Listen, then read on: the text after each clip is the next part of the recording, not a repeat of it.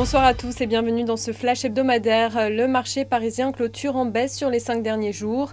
L'accident de Total et les craintes relatives à la dette en Espagne ont pesé.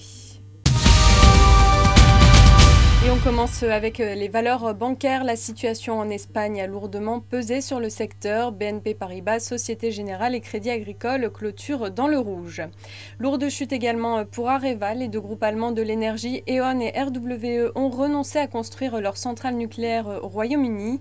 Areva avait engagé des discussions pour leur vendre 1 à 2 réacteurs EPR. A l'inverse, Eurofins Scientifique signe l'une des meilleures performances hebdomadaires sur le SBF 120. Le groupe a relevé ses prévisions 2012 après un très bon début d'année. Parmi les valeurs en hausse, on retrouve aussi Havas, porté par son annonce de début de semaine. Le groupe compte racheter 12% de son capital à 4,90 € par action.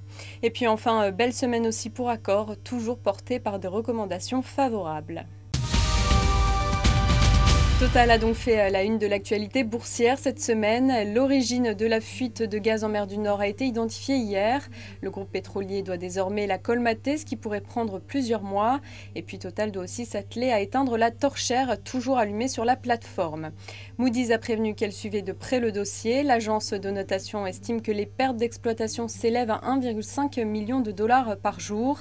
Si la situation environnementale et financière venait à se dégrader, la notation AA1 du groupe serait sous pression, a prévenu l'agence. Le groupe pétrolier donnera une conférence de presse téléphonique dès lundi pour faire un bilan global et financier de la situation. C'est la fin de ce flash, très bon week-end à tous et puis je vous retrouve lundi dès 9h30.